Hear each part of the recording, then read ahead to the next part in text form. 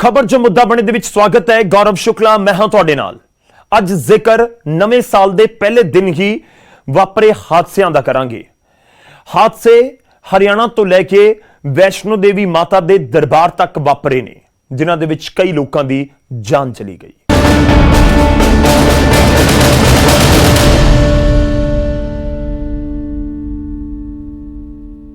शुरुआत वैष्णो देवी दरबार तो करन जा रहे हैं। जम्मू कश्मीर के कटड़ा दे विच माता वैष्णो देवी मंदिर दे विच भगदड़ मचन की वजह नाल 12 लोगों की मौत हो गई। भगदड़ दे विच 13 के करीब श्रद्धालु जख्मी भी होए ने। हादसे दे विच मारे गए मृतकों के परिवारां नूं 12-12 लाख अते जख्मियां नूं 50-50 हज़ार रुपए की मदद का ऐलान भी होया है।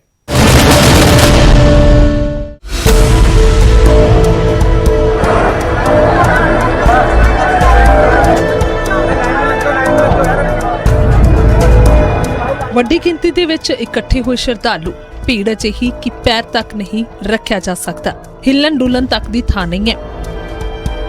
ਤਸਵੀਰਾਂ ਮਾਤਾ ਵੈਸ਼ਨੋ ਦੇਵੀ ਮੰਦਿਰ ਦੀਆਂ ਨੇ, ਜਿੱਥੇ ਨਵੇਂ ਸਾਲ ਦੇ ਵਿੱਚ ਮਾਤਾ ਦੇ ਦਰਸ਼ਨ ਕਰਨ ਪਹੁੰਚੇ ਸ਼ਰਧਾਲੂ ਵੱਡੀ ਗਿਣਤੀ ਦੇ ਵਿੱਚ ਨਜ਼ਰ ਆਏ। ਇਸ ਦੌਰਾਨ ਮੰਦਿਰ ਦੀ ਪਰਿਕਰਮਾ ਦੇ ਵਿੱਚ ਭਗਦੜ ਮਚ ਗਈ, ਜਿਸ ਦੇ ਵਿੱਚ 12 ਸ਼ਰਧਾਲੂਆਂ ਦੀ ਮੌਤ ਹੋ ਗਈ, जबकि 13 के करीब लोग जख्मी हुए ने। माता वैष्णो देवी भवन में जो सान्य हुआ है और जिसमें तकरीबन अभी तक 12 लोगों की डेथ हुई है, जो श्रद्धालु हैं उनकी डेथ हुई है और 13 लोग इंजर्ड हो गए हैं। कुछ घंटों के बाद ही यात्रा को दोबारा शुरू कर दिया गया है और आप देख सकते हैं यहाँ पे यात्रियों की एक जबरदस्त रश देखने को मिल रहा है। माता वैष्णो देवी मंदिर दे विच मची इस भगदड़ ने कई तरह के सवाल खड़े कर दिते। भगदड़ ਦੀਆਂ तस्वीरां गवाही पा रही ने कि श्राइन बोर्ड, जिला प्रशासन और पुलिस की वड्डे पद्धर ते चूक हुई है। आखिर नवे साल हर साल वड्डी गिनती श्रद्धालु मत्था टेकन पहुंचते हैं, तो फिर सुरक्षा व्यवस्था विच ढिल क्यों वरती गई? सबसे बड़ी शिकायत हमें मैनेजमेंट से है, क्योंकि वहाँ पे वो अरेंजमेंट एक सिक्योरिटी का जो होना चाहिए, जो सिक्योरिटी लेवल का, वो बिल्कुल नहीं था सर। पकड़ के हमें निकाला गया सर, हमें तो कुचल दिया गया, तो बच्चे वहाँ चले गए सर, हमारे अभी रूम पे भेजे। पकड़ के आप जैसे बड़े बड़े भाइयों ने सर बड़ी मुश्किल से पकड़ के निकाल। भगदड़ के दौरान मौजूद लोगों का कहना है कि हादसा बेहद डरावना सी। जान बचाने के लिए लोग इधर उधर भज रहे सन, पर कुछ दलेरी विखा के मदद भी की गई।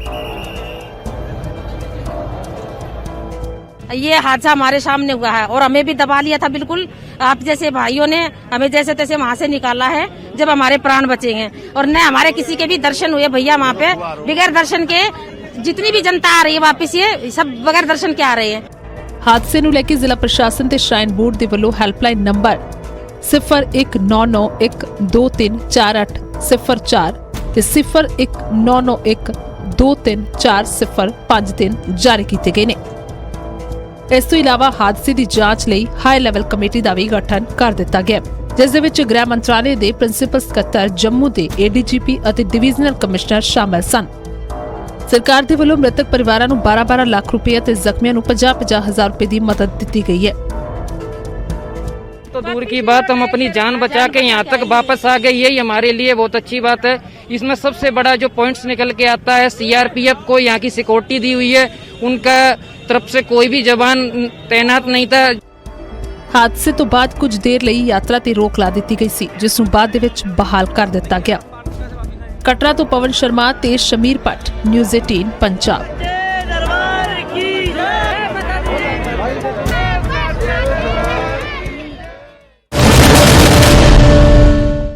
ਉੱਥੇ ਇੱਕ ਹਾਦਸੇ ਦੀ ਖਬਰ ਹਰਿਆਣਾ ਤੋਂ ਵੀ ਸਾਹਮਣੇ ਆਈ।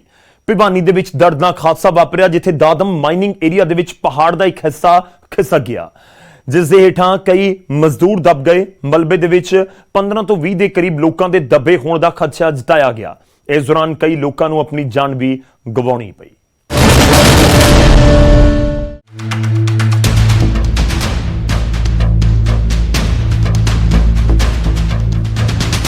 ਭਵਾਨੀ ਦੇ ਵਿੱਚ ਵੱਡਾ ਹਾਦਸਾ ਵਾਪਰਿਆ, ਜਿੱਥੇ ਤੋਹਸ਼ਾਮ ਦੇ ਦਾਦਮ ਇਲਾਕੇ ਦੇ ਵਿੱਚ ਮਾਈਨਿੰਗ ਖੇਤਰ ਦੇ ਵਿੱਚ ਪਹਾੜ ਖਿਸਕ ਗਿਆ। ਇਸ ਦੌਰਾਨ 10 ਦੇ ਕਰੀਬ ਗੱਡੀਆਂ ਮਲਬੇ ਦੇ ਹੇਠਾਂ ਦਬ ਗਈਆਂ। ਮਲਬੇ ਹੇਠ ਦਬੇ ਲੋਕਾਂ ਦੀ ਗਿਣਤੀ ਬਾਰੇ ਕੋਈ ਸਪਸ਼ਟ ਅੰਕੜਾ ਸਾਹਮਣੇ ਨਹੀਂ ਆਇਆ, पर एक खदशा जाहिर किया जा रहा है कि इन्हां दी गिनती दर्जन तो वध हो सकती है, जिन्हां नूं बाहर कढण दे लई प्रशासनिक अमला राहत कार्ज दे विच जुटिया रहा। ਖਬਰ ਮਿਲੇ ਜਾਣ ਤੱਕ ਹਾਦਸੇ ਦੇ ਵਿੱਚ 3 ਤੋਂ ਵੱਧ ਲੋਕਾਂ ਦੀ ਮੌਤ ਹੋਣ ਦੀ ਖਬਰ ਸਾਹਮਣੇ ਆਈ, ਜਿਨ੍ਹਾਂ ਦੀ ਪਹਿਚਾਣ ਕਰਨ ਦੀ ਕੋਸ਼ਿਸ਼ ਕੀਤੀ ਜਾ ਰਹੀ ਹੈ। ਉੱਥੇ ਹੀ ਮਲਬੇ ਦੇ ਹੇਠਾਂ ਦਬੇ ਕਈ ਜ਼ਖਮੀਆਂ ਨੂੰ ਵੀ ਬਾਹਰ ਕੱਢਿਆ ਗਿਆ, ਜੋ ਕਿ ਹਸਪਤਾਲ ਦੇ ਵਿੱਚ ਜੇਰੇ ਇਲਾਜ ਨੇ। ਹਾਦਸੇ ਦੀ ਸੂਚਨਾ ਮਿਲਦੇ ਕੈਬਨਿਟ ਮੰਤਰੀ जेपी दलाल ने मौके पर पहुंच के घटना का जायजा लिया। इसमें कुछ लोगों की जान गई है, 3 लोग हॉस्पिटल में गए हैं अभी तक, और यहाँ जो ठेकेदार की बताने के हिसाब से लग रहा है कि 3-4 आदमी और हो सकते हैं। जो नीचे कोई भाई दबा हुआ है उसको निकालने की कोशिश की। ਉੱਥੇ ਹੀ ਇਸ ਹਾਦਸੇ ਨੂੰ ਲੈ ਕੇ ਸੀਐਮ ਮਨੋਹਰ ਲਾਲ ਨੇ ਵੀ ਦੁੱਖ ਜ਼ਾਹਿਰ ਕੀਤਾ। ਉਹਨਾਂ ਟਵੀਟ ਕੀਤਾ, ਭਵਾਨੀ ਦੇ ਵਿੱਚ ਦਾਦਮ ਮਾਈਨਿੰਗ ਜ਼ੋਨ ਦੇ ਵਿੱਚ ਜ਼ਮੀਨ ਖਿਸਕਣ ਦੇ ਮਨਭਾਗੇ ਹਾਦਸੇ ਤੋਂ ਦੁਖੀ ਹਾਂ। ਮੈਂ ਤੁਰੰਤ ਬਚਾਅ ਕਾਰਜਾਂ ਤੇ ਜ਼ਖਮੀਆਂ ਨੂੰ ਤੁਰੰਤ ਸਹਾਇਤਾ ਯਕੀਨੀ ਬਣਾਉਣ ਦੇ ਲਈ ਸਥਾਨਕ ਪ੍ਰਸ਼ਾਸਨ ਦੇ ਨਾਲ ਲਗਾਤਾਰ ਸੰਪਰਕ ਦੇ ਵਿੱਚ ਹਾਂ। ਦਰਅਸਲ ਦਾਦਮ ਪਿੰਡ ਮਾਈਨਿੰਗ ਗਤੀਵਿਧੀਆਂ ਦੇ ਲਈ ਜਾਣਿਆ ਜਾਂਦਾ ਹੈ। ਐਨਜੀਟੀ ਦੀ ਸਖਤੀ ਕਾਰਨ ਪ੍ਰਸ਼ਾਸਨ ਨੇ ਦਾਦਮ ਇਲਾਕੇ ਦੀਆਂ ਪਹਾੜੀਆਂ ਦੇ ਵਿੱਚ ਮਾਈਨਿੰਗ ਦਾ ਕੰਮ ਕਾਫੀ ਸਮੇਂ ਤੱਕ ਰੋਕ ਕੇ ਰੱਖਿਆ ਸੀ, ਪਰ 2 ਦਿਨ ਪਹਿਲਾਂ ਹੀ ਮਾਈਨਿੰਗ ਲਈ ਬਿਜਲੀ ਦਾ ਕਨੈਕਸ਼ਨ ਪ੍ਰਦੂਸ਼ਣ ਵਿਭਾਗ ਦੇ ਵੱਲੋਂ ਜਾਰੀ ਕੀਤਾ ਗਿਆ। ਇਸ ਤੋਂ ਬਾਅਦ ਇੱਥੇ ਸਰਗਰਮੀਆਂ ਸ਼ੁਰੂ ਹੋ ਗਈਆਂ, ਪਰ ਹਾਦਸਾ ਵਾਪਰਨ ਤੋਂ ਬਾਅਦ ਕਈ ਤਰ੍ਹਾਂ ਦੇ ਸਵਾਲ ਵੀ ਖੜੇ ਹੋ ਰਹੇ ਨੇ। ਭਵਾਨੀ ਤੋਂ ਜਗਬੀਰ, ਨਿਊਜ਼ 18 ਪੰਜਾਬ।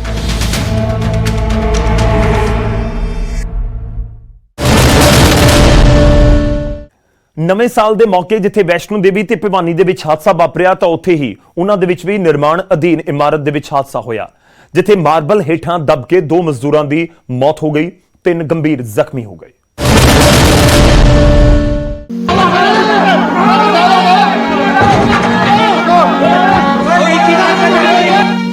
ਇਹ ਦਿਲ ਦਹਿਲਾਉਣ ਵਾਲੀਆਂ ਤੇ ਦਰਦਨਾਕ ਤਸਵੀਰਾਂ ਉਹਨਾਂ ਦੇ ਮਿਨੀ ਸਕੱਤਰੇਤ ਦੀਆਂ ਨੇ।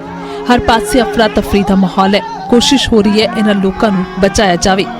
ਮਾਰਬਲ ਦੇ ਹੇਠਾਂ ਦਬੇ ਹੋਏ ਕਰਮਚਾਰੀਆਂ ਦੇ ਵਿੱਚ ਕੋਈ ਸਾਹ ਹੈ ਤੇ ਕਈਆਂ ਦੀ ਹਾਲਤ ਦੱਸ ਰਹੀ ਹੈ ਕਿ ਉਹ ਇਸ ਹਾਦਸੇ ਤੋਂ ਜ਼ਿੰਦਗੀ ਹਾਰ ਗਏ ਨੇ। ਹਾਦਸਾ ਉਸਾਰੀ ਅਧੀਨ ਮਿਨੀ ਸਕੱਤਰੇਤ ਸਾਈਟ ਤੇ ਹੋਇਆ।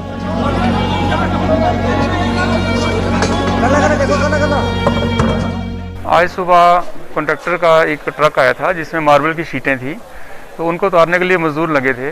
तो कुछ शीटें उन्होंने उतार दी थी, कुछ शीटें वो ट्रक थोड़ा टेढ़ा लगा था, उसकी वजह से वो शीटें उनके ऊपर गिर गई। टोटल 5 लोग थे, 5 में से 3 जो ज़्यादा सीरियस हैं और 2 को कुछ कम लगी हैं, तो उनको हम हॉस्पिटल लेके आए हैं। अभी इसकी जाँच करेंगे। दरअसल ट्रक तो मार्बल उतारन दे वेले 5 मजदूर मार्बल के हेठां दब गए, जिन्हां दे विचों 2 दी मौत हो गई है ते 3 गंभीर जख्मी ने। मृतकों की पहचान उत्तर प्रदेश दे वासी शिवा ते शंकर के रूप में हुई है।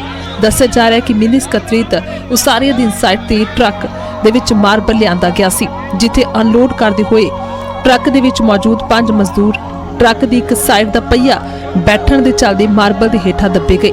जख्मियों दे विच एक दी हालत नाजुक वेखते हुए इसनूं पीजीआई भी रैफर किया गया। घटना की जानकारी मिलती प्रशासनिक ते पुलिस अधिकारी मौके ते पहुंचे। उन्हां तो अमित शर्मा, न्यूज़ 18 पंजाब।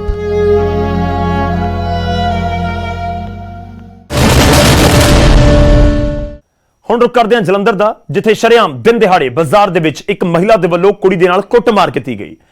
ਇਲਜ਼ਾਮ ਲੱਗੇ ਕਿ ਜਿਸ ਕੁੜੀ ਨਾਲ ਕੁੱਟਮਾਰ ਹੋਈ ਉਸਨੇ ਮਹਿਲਾ ਦੇ ਬੈਗ ਦੇ ਵਿੱਚੋਂ ਪਰਸ ਚੋਰੀ ਕੀਤਾ ਸੀ। ਇਸ ਦੌਰਾਨ ਆਸ-ਪਾਸ ਮੌਜੂਦ ਲੋਕਾਂ ਨੇ ਕੁੜੀ ਸਣੇ 2 ਮਹਿਲਾਵਾਂ ਨੂੰ ਫੜ ਕੇ ਪੁਲਿਸ ਦੇ ਹਵਾਲੇ ਵੀ ਕਰ ਦਿੱਤਾ।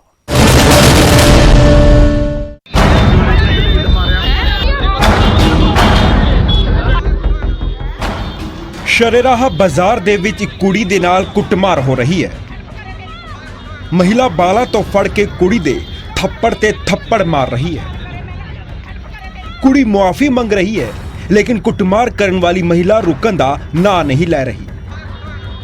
ਆਸ-ਪਾਸ ਲੋਕ ਵੀ ਮੌਜੂਦ ਨੇ, ਲੇਕਿਨ ਕੋਈ ਵੀ ਬਚਾਅ ਨਹੀਂ ਕਰ ਰਿਹਾ।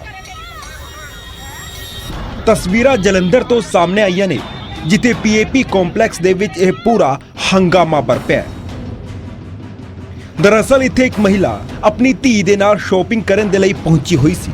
ਇਸੇ ਦੌਰਾਨ ਉਸ ਦੇ ਹੱਥ ਦੇ ਵਿੱਚ ਫੜੇ ਬੈਗ ਨੂੰ ਬਲੇਡ ਦੇ ਨਾਲ ਕੱਟ ਕੇ ਉਸ ਦੇ ਵਿੱਚੋਂ ਪਰਸ ਚੋਰੀ ਕਰਨ ਦੀ ਕੋਸ਼ਿਸ਼ ਕੀਤੀ ਗਈ, ਲੇਕਿਨ ਮਹਿਲਾ ਨੇ ਪਰਸ ਚੋਰੀ ਕਰਨ ਦੀ ਕੋਸ਼ਿਸ਼ ਕਰ ਰਹੀ ਕੁੜੀ ਨੂੰ ਉਸ ਦੀ ਇੱਕ ਸਾਥੀ ਮਹਿਲਾ ਦੇ ਨਾਲ ਫੜ ਲਿਆ। ਭਾਜੀ ਮੈਂ ਤੁਰੀ ਆਉਂਦੀ ਸੀ ਜਿੱਦਾਂ ਸੀ, ਮੈਂ ਤਾਂ ਬੇਟੀ ਸੀ, ਸਮਾਨ ਲਿਆ ਸੀ, ਮੇਰੇ ਕੋਲ ਆ ਬੈਗ ਫੜਿਆ ਹੋਇਆ ਸੀ, ਆਹ ਦੇ ਇਹਨਾਂ ਨੇ ਕੱਟਿਆ, ਬਲੇਡ ਮਾਰਿਆ, ਮੇਰਾ ਪਰਸ ਵਿੱਚੋਂ ਹਲਕਾ ਹੋ ਗਿਆ, ਮੈਨੂੰ ਪਤਾ ਲੱਗਾ ਵੀ ਵਿੱਚ ਹੈ ਨਹੀਂ ਮੇਰਾ ਪਰਸ। ਮੈਂ ਉਸੇ ਵੇਲੇ ਇਹਨੂੰ ਫੜ ਲਿਆ, ਇਹ ਮੇਰੇ ਕੋਲ ਦੀ ਇਹਦੇ ਕੱਚ ਵਿੱਚੋਂ ਪਰਸ ਡਿੱਗਿਆ ਥੱਲੇ, ਇਹਨੂੰ ਮੈਂ ਫੜ ਲਿਆ ਉਸੇ ਵੇਲੇ। ਹੁਣ ਫੜੀਆਂ ਹੋਈਆਂ, ਹੁਣ ਅਸੀਂ ਥਾਣੇ ਦੇ। ਕਿੰਨੇ ਜਣੇ ਸੀਗੇ? ਇਹ 3 ਜਣੀਆਂ, ਇੱਕ ਭੱਜ ਗਈ ਆ। ਮਹਿਲਾ ਦਾ ਕਹਿਣਾ ਹੈ ਕਿ ਚੋਰੀ ਦੀ ਘਟਨਾ ਨੂੰ ਅੰਜਾਮ ਦੇਣ ਵਾਲੀਆਂ 3 ਮਹਿਲਾਵਾਂ ਸਨ, ਜਿਨ੍ਹਾਂ ਦੀ ਇੱਕ ਮਹਿਲਾ ਸਾਥੀ ਫਰਾਰ ਹੋਣ ਤੇ ਕਾਮਯਾਬ ਹੋ ਗਈ। ਉੱਥੇ ਹੀ ਮੌਕੇ ਤੇ ਜਿਨ੍ਹਾਂ ਮਹਿਲਾਵਾਂ ਨੂੰ ਫੜਿਆ, ਉਹਨਾਂ ਨੇ ਚੋਰੀ ਦੀ ਘਟਨਾ ਦੇ ਇਲਜ਼ਾਮਾਂ ਨੂੰ ਸਿਰੇ ਤੋਂ ਹੀ ਖਾਰਿਜ ਕਰ ਦਿੱਤਾ है।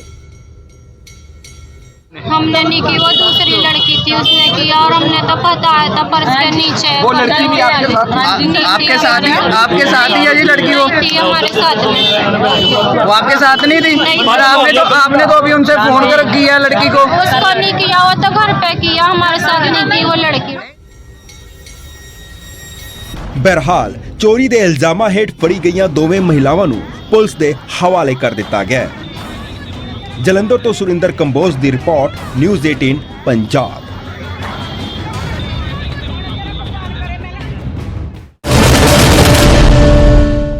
ਹੁਣ ਖਬਰ ਜੀਂਦ ਤੋਂ। ਜੀਂਦ ਦੇ ਵਿੱਚ ਦਲਿਤ ਸਮਾਜ ਤੇ ਪੁਲਿਸ ਵਿਚਾਲੇ ਝੜਪ ਹੋ ਗਈ, ਜਿਸ ਤੋਂ ਬਾਅਦ ਮਾਹੌਲ ਤਣਾਅਪੂਰਨ ਹੋ ਗਿਆ।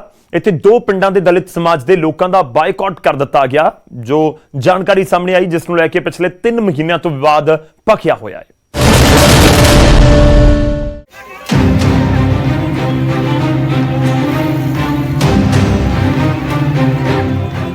ਪੁਲਿਸ ਤੇ ਪ੍ਰਦਰਸ਼ਨਕਾਰੀਆਂ ਦੇ ਵਿਚਾਲੇ ਝੜਪ ਹੋ ਰਹੀ ਹੈ। ਪ੍ਰਦਰਸ਼ਨਕਾਰੀਆਂ ਨੂੰ ਅੱਗੇ ਵਧਣ ਤੋਂ ਰੋਕਿਆ ਜਾ ਰਿਹਾ ਹੈ। ਕਈ ਲੋਕਾਂ ਨੂੰ ਪੁਲਿਸ ਆਪਣੀ ਹਿਰਾਸਤ ਵਿੱਚ ਲੈ ਰਹੀ ਹੈ। ਮਾਹੌਲ ਪੂਰਾ ਤਣਾਅਪੂਰਨ ਹੈ। ਤਸਵੀਰਾਂ ਨੇ ਜੀਂਦ ਦੀਆਂ, ਜਿੱਥੇ 2 ਪਿੰਡਾਂ ਦੇ ਦਲਿਤ ਭਾਈਚਾਰੇ ਦੇ ਲੋਕ ਪ੍ਰਸ਼ਾਸਨ ਖਿਲਾਫ ਪ੍ਰਦਰਸ਼ਨ ਕਰ ਰਹੇ ਨੇ। ਪ੍ਰਦਰਸ਼ਨਕਾਰੀਆਂ ਦਾ ਕਹਿਣਾ ਹੈ ਕਿ ਉਹਨਾਂ ਦਾ ਪਿੰਡ ਦੇ ਕੁਝ ਲੋਕਾਂ ਦੇ ਵੱਲੋਂ ਸਮਾਜਿਕ ਬਾਈਕਾਟ ਕੀਤਾ ਗਿਆ। 3 ਮਹੀਨੇ ਤੋਂ ਉਹ ਇਸ ਦੇ ਖਿਲਾਫ ਆਵਾਜ਼ ਬੁਲੰਦ ਕਰ ਰਹੇ ਨੇ। इंसाफ ਲਈ ਜੀਂਦ ਕੋਰਟ ਦੇ ਚੱਕਰ ਕੱਟ ਰਹੇ ਨੇ, ਪਰ ਉਹਨਾਂ ਦੀ ਆਵਾਜ਼ ਕੋਈ ਨਹੀਂ ਸੁਣ ਰਿਹਾ, ਜਿਸ ਤੋਂ ਪਰੇਸ਼ਾਨ ਹੋ ਕੇ ਦਲਿਤ ਪਰਿਵਾਰਾਂ ਦੇ ਵੱਲੋਂ ਸੜਕ ਜਾਮ ਕਰਕੇ ਪ੍ਰਦਰਸ਼ਨ ਕੀਤਾ ਗਿਆ। ਇਸ ਦੌਰਾਨ ਪੁਲਿਸ ਦੇ ਨਾਲ ਉਹਨਾਂ ਦੀ ਝੜਪ ਹੋ ਗਈ, ਜਿਸ ਦੇ ਵਿੱਚ ਕਈ ਲੋਕਾਂ ਦੇ ਸੱਟਾਂ ਵੀ ਆਈਆਂ ਨੇ। ਪ੍ਰਦਰਸ਼ਨਕਾਰੀਆਂ ਨੇ ਇਲਜ਼ਾਮ ਲਾਇਆ ਕਿ ਉਹਨਾਂ ਨੂੰ ਇਨਸਾਫ ਦੇਣ ਦੀ ਥਾਂ ਪੁਲਿਸ ਦੇ ਵੱਲੋਂ ਉਹਨਾਂ ਤੇ ਡੰਡੇ ਬਰਸਾਏ ਗਏ ਨੇ। ਬਹਰਹਾਲ ਹੁਣ ਵੇਖਣਾ ਹੋਵੇਗਾ ਆਖਿਰ ਸਮਾਜਿਕ ਬਾਈਕਾਟ ਦਾ ਸਾਹਮਣਾ ਕਰ ਰਹੇ ਇਹਨਾਂ ਪਿੰਡਾਂ ਦੇ ਲੋਕਾਂ ਦੀ ਆਵਾਜ਼ ਕੌਣ ਸੁਣਦਾ ਹੈ। ਜੀਂਦ ਤੋਂ ਵਿਜੇਂਦਰ ਕੁਮਾਰ, ਨਿਊਜ਼ 18 ਪੰਜਾਬ।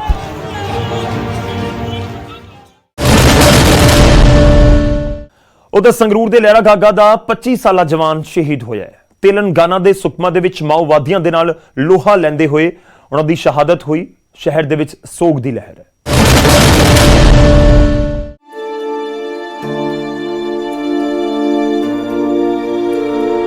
ਸ਼ਹਾਦਤ ਤੇ ਸ਼ਹੀਦ ਅਜਿਹੇ ਲਫ਼ਜ਼ ਨੇ ਜਿਸ ਦਾ ਨਾਂ ਸੁਣਦੇ ਦਿਮਾਗ ਦੇ ਵਿੱਚ ਦਿੱਖ, ਜਿੱਥੇ ਇੱਕ ਅਜਿਹੇ ਜਵਾਨ ਦੀ ਆਉਂਦੀ ਹੈ ਜੋ ਦੇਸ਼ ਲਈ ਕੁਰਬਾਨ ਤਾਂ ਹੋਇਆ, ਪਰ ਦੁਸ਼ਮਣ ਦਾ ਵੀ ਜੰਗ ਦੇ ਮੈਦਾਨ 'ਚ ਖਾਤਮਾ ਕਰਦਾ ਹੈ।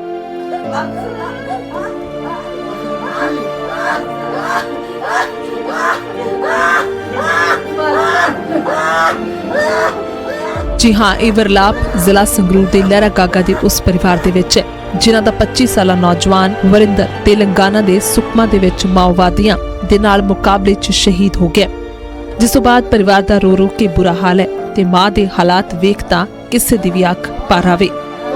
ਤੇਲੰਗਾਨਾ 'ਚ ਹੁਣ ਉਹ 1.5 ਮਹੀਨਾ ਹੋ ਗਿਆ ਸੀ ਡਿਊਟੀ ਕਰਦੇ ਨੂੰ। ਜੰਗਲ ਦੇ ਅੰਦਰ ਕਿਤੇ ਕੋਈ ਇਹਨਾਂ ਦਾ ਆਪਰੇਸ਼ਨ ਚੱਲ ਰਿਹਾ ਸੀ।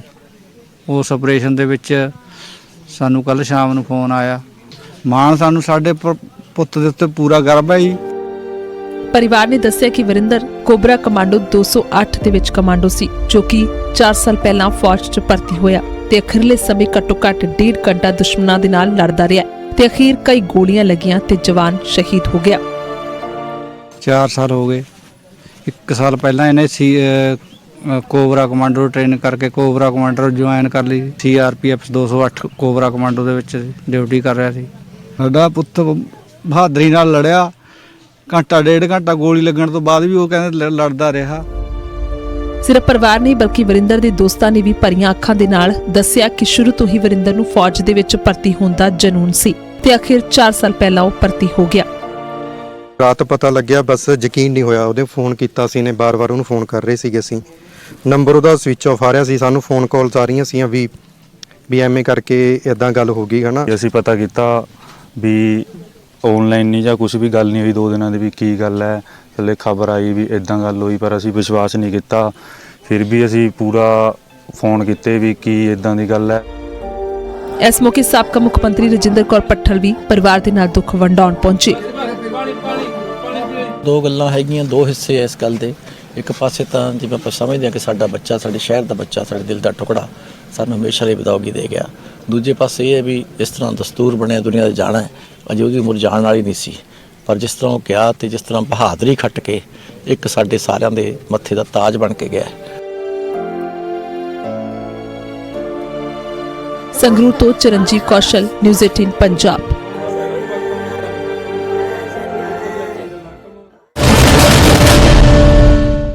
ਖਬਰ ਜੋ ਮੁੱਦਾ ਬਣੇ ਦੇ ਵਿੱਚ ਅੱਜ ਦੇ ਲਈ ਇਹ ਨਹੀਂ। ਇਜਾਜ਼ਤ ਦਿਓ, ਧੰਨਵਾਦ।